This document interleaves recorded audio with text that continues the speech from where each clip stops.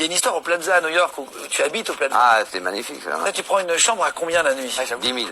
10 000 balles. 10 000 la nuit? Ouais, par jour. Ouais, par jour, la suite présidentielle. Tu prends, tu prends combien? Tu dors combien de temps là-bas? Oui, plusieurs mois. Tout La nuit, 10 000 plusieurs mois, je suis nul en maths, mais ça fait beaucoup. J'ai une question.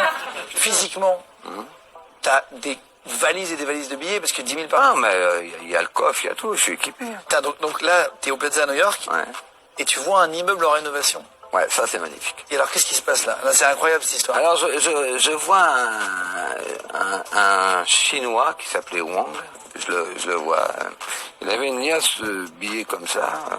Et j'étais avec Mickey Rourke. On était en train de manger Mickey Rourke, un énorme acteur. au Plaza.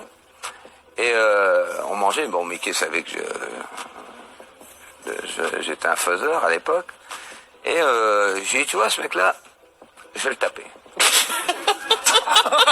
alors Mickey il me dit, oh, arrête et tout. Donc j'ai dit, tu verras. Donc on reste, lui aussi était au Plaza. J'avais un ascenseur privé qui montait donc jusqu'à la suite présidentielle. Normalement, personne ne pouvait monter. À un moment, il y a quelqu'un qui sonne à ma porte. Mais putain, bizarre. J'ouvre, le mec. Alors je me dis, le Wang. Je me dis, mais je dis, comment vous êtes monté ici? Il me dit, j'ai appuyé sur l'ascenseur, j'ai dû me tromper. J'ai dit, oui, c'est privé, j'avais l'étage. Je discute avec lui, et on discute un peu, paf. J'ai dit, tiens, c'est les signes.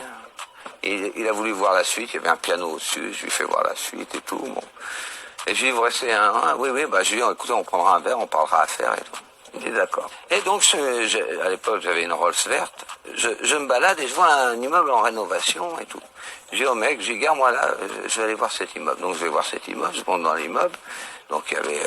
en rénovation, quand même. En toute rénovation, des mecs avec des casques, il y avait un architecte, des tas... J'ai dit, il est bien. J'ai dit, ça va devenir quoi, cet immeuble? Il me dit, on va faire des bureaux, voilà. Ah bon? Il me dit, oui, je suis le propriétaire. J'ai dit, ah bon? Ouais.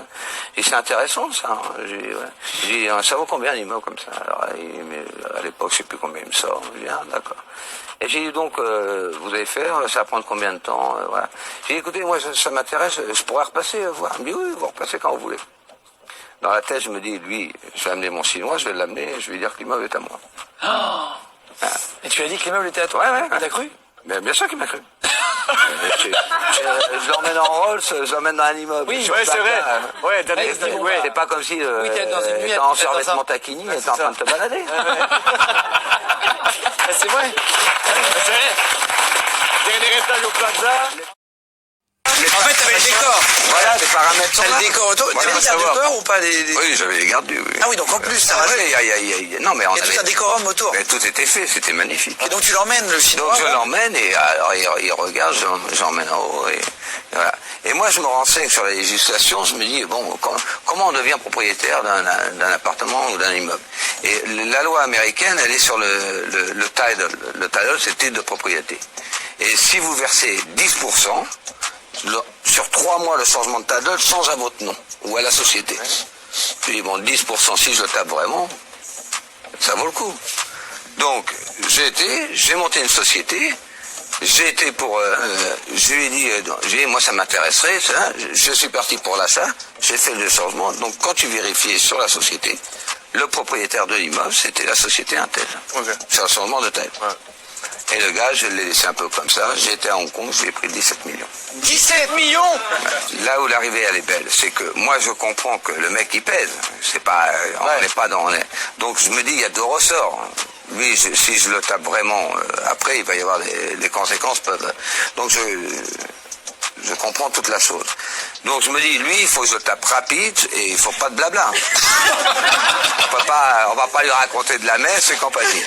Donc, je loue 2 gifleurs. Un mec un peu bien sûr, en Chine. Donc, je pars de New York, de New Jersey, je prends 2 Giforts. Les Giforts, c'est Gulfstream 4. Donc, c'est les seuls avions qui peuvent faire la distance en kérosène. Ça vaut 48 millions chaque avion. Donc, j'en loue 2. J'en loue 2. Donc, j'en prends un. Je viens avec du monde, garde du corps, tout un. Il y a une Rolls, bien sûr, qui m'attend. Et lui m'attend. Donc, le premier, il arrive. Donc, et le deuxième, il y a du personnel. Donc, quand je me pose, il voit le Gifort. Et il me dit, qu'est-ce qu'on attend? Je lui dis, il y a le personnel qui arrive. C'était le deuxième.